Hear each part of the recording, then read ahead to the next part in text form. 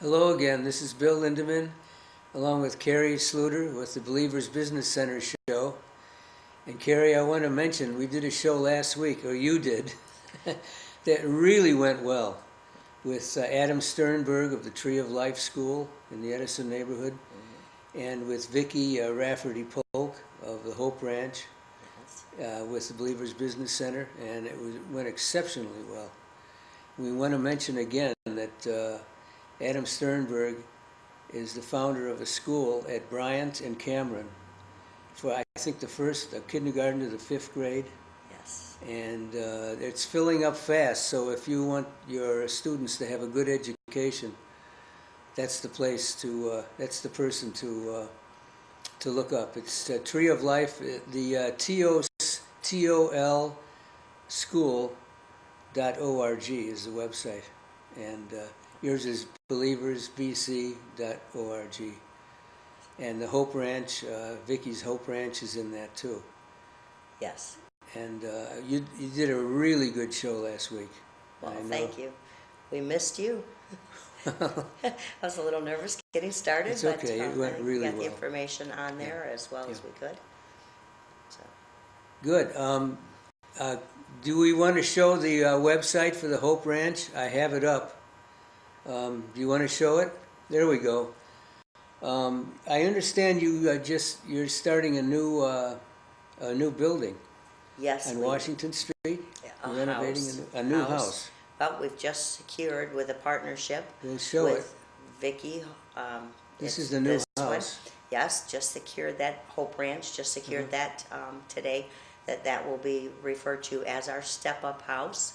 And between the two of us with the partnership, the home is actually with Hope Ranch, but with our partnership, we will be able to utilize that home together with Vicki for temporary housing while people are in transition in the programs, or if someone is put out of their home rather than having to go to the mission. Wonderful. Yes. Or something like that, the home will be renovated to be just a kitchen, dining area, and living quarters will be very limited, but bedroom space, and it will be generating more of a opportunity for people to be out and about trying to get on their feet, rather than a place just to stay and lounge, no television, no living room, but when they're there, they're required to be working towards the higher goals of getting back on their feet. With our home programs,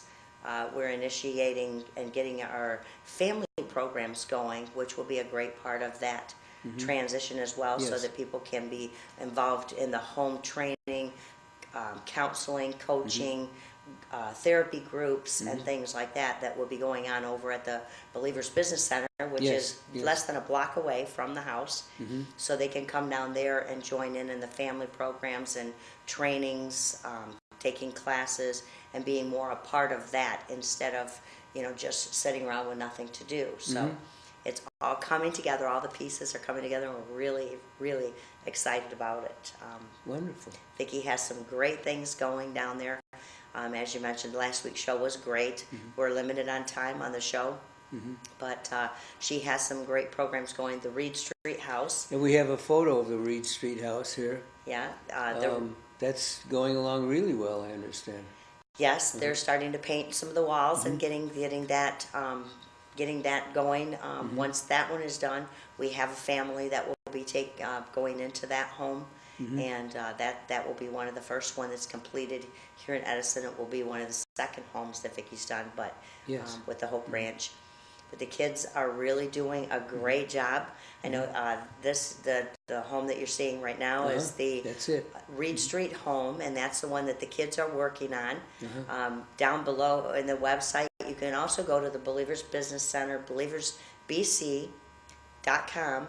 and go to our website and see that the Hope Ranch webpage in there. It has pictures of the kids working in the home, and it's just really great. It's like Vicki said last week, even the neighbor kids are coming over asking, what are you guys doing when they're cleaning up the yard? And they're actually going and getting the rakes and helping.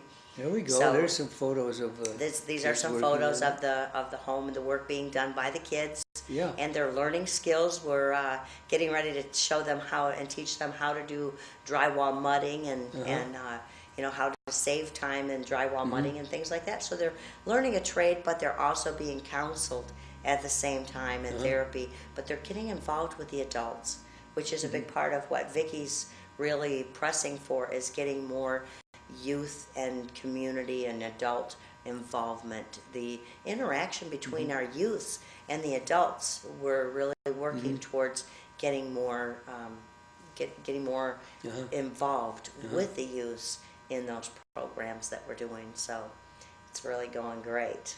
We're That's seeing great, great progress, and we really need the support of the community. Vicky and Adam down there at the Tree of Life, they have some wonderful things going on down there. And with the Believers Business Center and our programs, we really need the support of our community and for them to know what we're trying to do down there and what we're accomplishing. Because, you know, there's a lot of, we need more coaches, more counselors, more trainers. There's only so much that we can do alone. And sometimes I may not be the personality that fits for a certain family. Sure. We encourage other counselors and coaches, if you have classes that you'd like to teach, to use our space, come down and join us in the mission and help these people.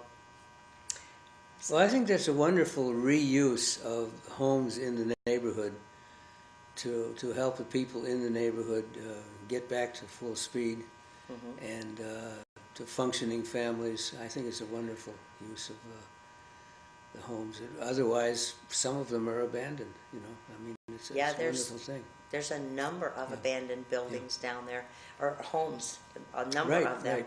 And what Vicky's doing is looking to purchase those homes and put the youths in there to help them, let them learn trades, get some interaction, and it gives them a good sense of completion and accomplishment. Yes. When you look at something that you've accomplished like that, you go into one of those homes and they're blighted and they're run down. There's a porch falling off, and you go in and you help, and you're actually physically a part of that reconstruction and that repair. And they stand back and look at it, and they're so proud of what they see, the accomplishment. They see what it takes to fix something. So there's a number of things that you're accomplishing if you think about that.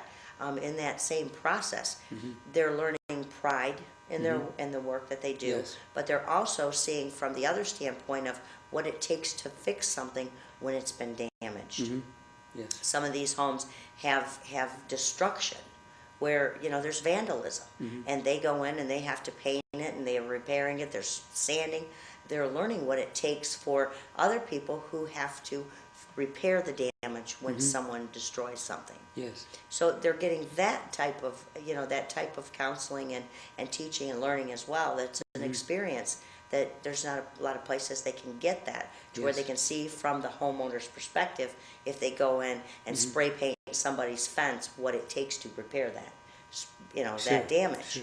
So that's the other side of that they're also getting, that we don't think about and realize how many parts of that counseling is really helping them therapeutically to rethink of what it takes to live, how to maintain a home, what it takes to care about a home. If they ever get a home, how do they repair their own home? So even if they don't use it as a trade, not everyone is going to be in construction and home repair.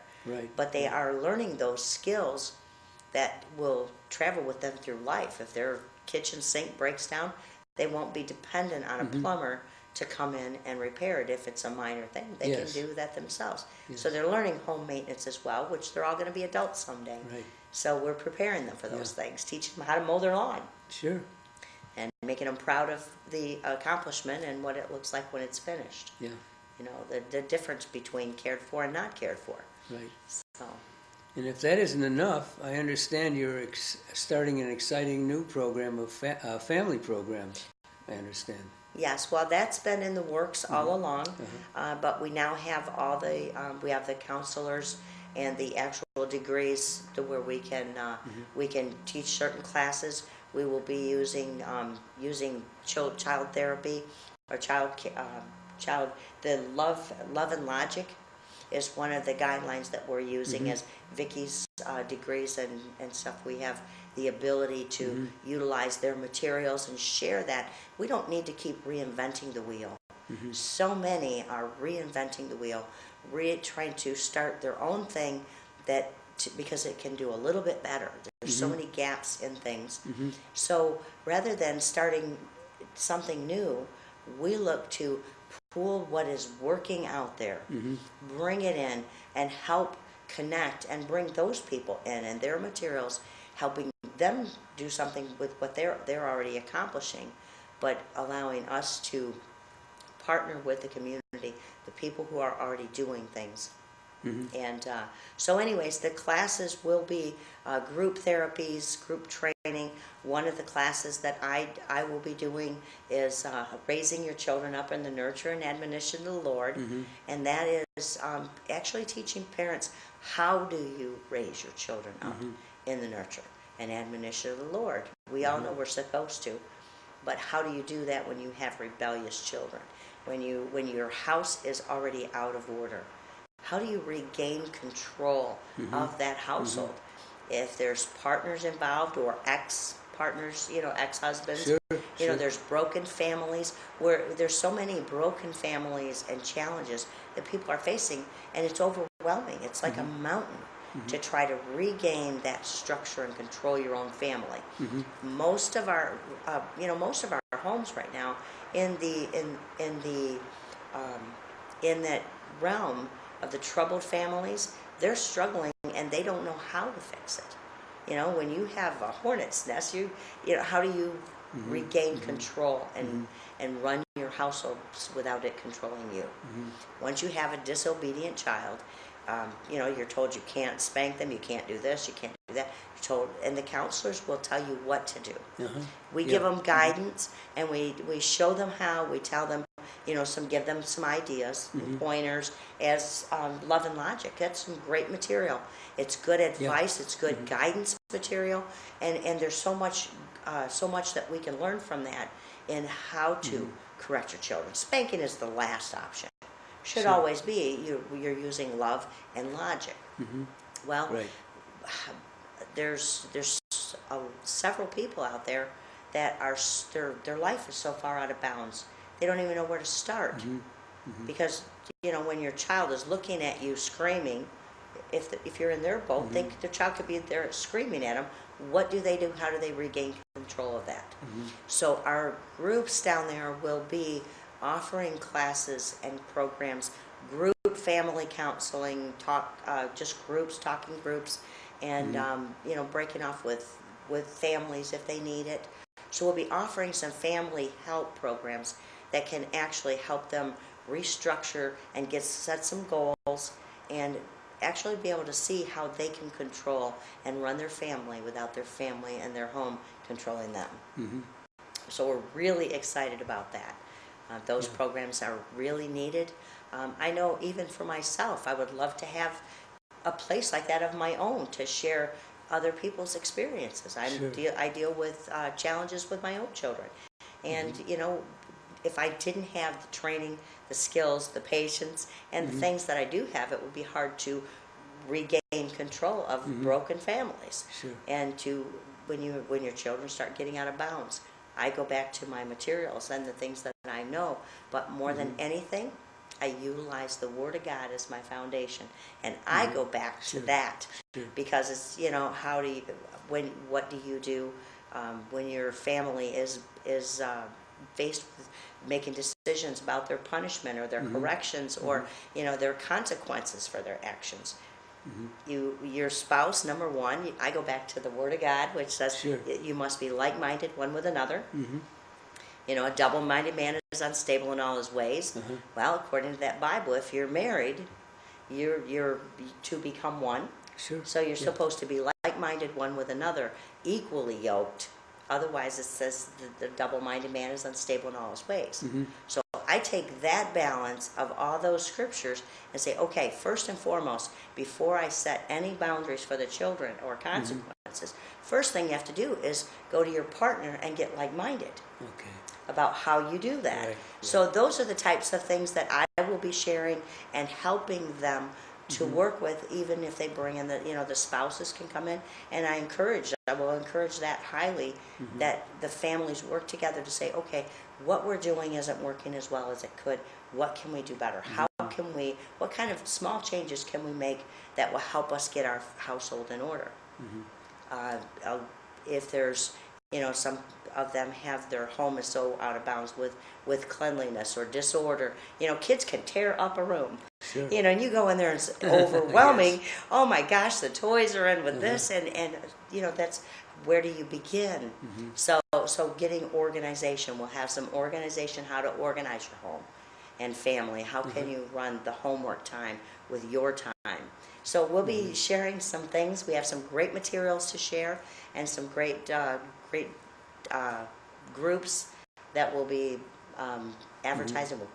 We'll be promoting them in the next couple of weeks. We'll be going out and actually inviting families in to join those classes and programs. So we're really excited about it. And I want to remind our viewers to keep watching your website, because you'll be posting the things, your programs, what you're doing. Yes. But I want to mention that, if you're watching and you want to improve your life, in order to be smart, you have to hang around smart people. Yes. And the Believers Business Center is the best start I can think of. It's a resource we have right here in the Edison neighborhood. And if you just come in and talk to people, talk to yourself and the people around there, you're going to find ways to improve your life. And that's the best way to do it. You have to be around people who are about something and want to repair the damage in their lives and are leading successful lives. And I strongly urge people who want to improve to look up your organization and to come into the Believers Business Center. Yes. We're definitely open to bring in classes and programs just to help and share. I don't know of any place out there that you could just walk in that is like a home in the marketplace. That's a place where they can do business. We're really in need of our daycare. Getting our daycare in, which our roof repair has held us back on that. Sure. And we're so looking forward to having the daycare in the offices for the people who are looking for jobs and developing job skills for the volunteers and interns, so we can help them with their work programs. But I don't know of a place out there that really gives a hand-in-hand, arm-in-arm, what can we do to get this person's life fixed, to help them overcome all the challenges, not just the job. Because as we all know, a job isn't always the only thing that it's needed for repair in a home, in a family. There's so much more when they're overwhelmed, they're stressed, and trying to maintain or overcome the damage of being out of a job. Just the finance, being out of a job, as soon as you get a job, now you've got to pay back all the debt a lot of times, or you're behind on bills, things, it doesn't put you above water. It just barely gets you floating. And there's still the challenges with the family and the home. The kids are in school. Now you've got daycare issues. What can we do to build something in our community that is a true help and resource center with hands-on real people that just say, what's holding you back from the next step to reaching your full success? Giving someone a home doesn't fix them. Yeah. They're grateful, they get a home, but if you don't repair their budgeting issues, if they have them, obviously they need some budgeting skills, or if they have parenting skills, they may have drug issues or alcohol issues, and they can go to the counseling, but everything is separate. It's all individual pieces, and there's no place to connect those resources to make them run smoother for the people, to help them overcome all the challenges faster and more convenient for them, so that they don't have the stoppers.